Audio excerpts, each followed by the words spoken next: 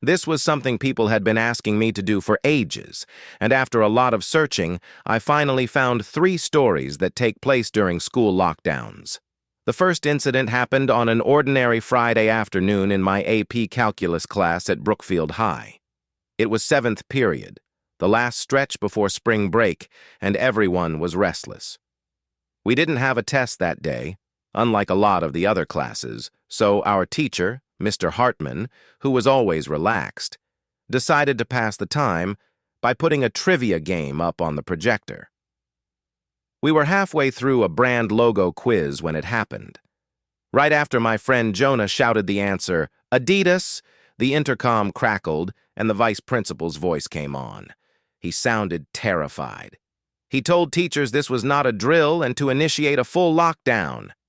Instant chills shot through me.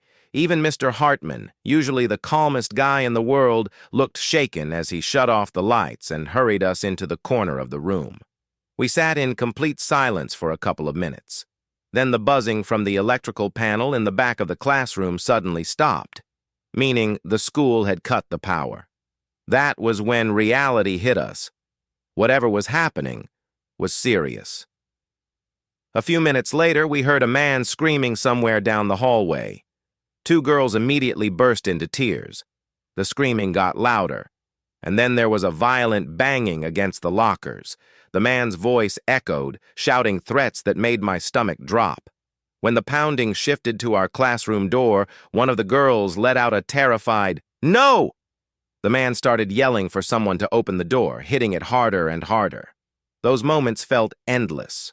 Eventually, his footsteps moved farther down the hall, and his shouting faded into the distance. About 10 minutes later, though it felt like half an hour, the vice principal came back on the speaker and explained the situation. According to him, an unidentified man had entered the school and attacked the receptionist at the front desk. Staff weren't sure if he was armed.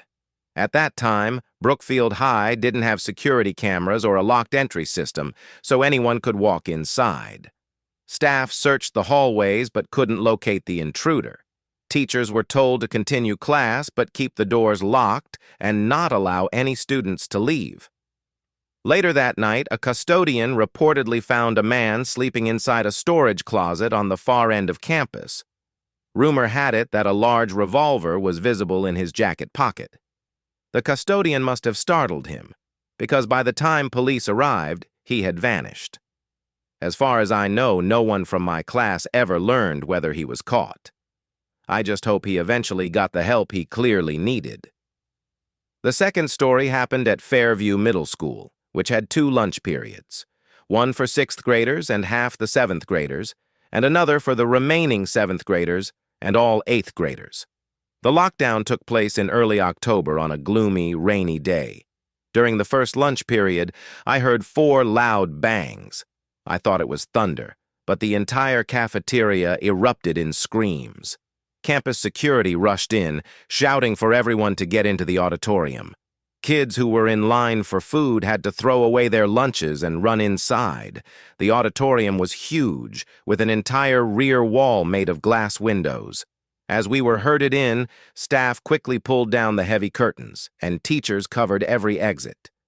My friend Marcus asked one of them what was happening, and when he came back, he looked pale.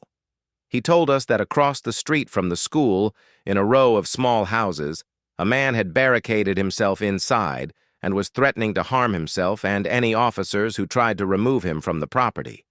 According to staff, he had been walking near the school earlier, watching students in a way that worried the security team.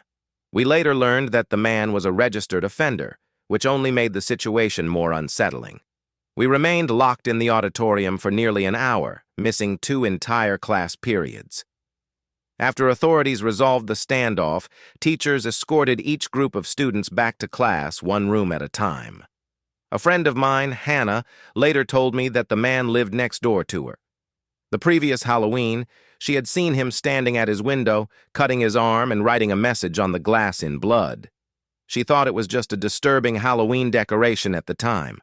After the lockdown incident, we all realized how serious the situation had been, and how lucky we were that he never came near the school.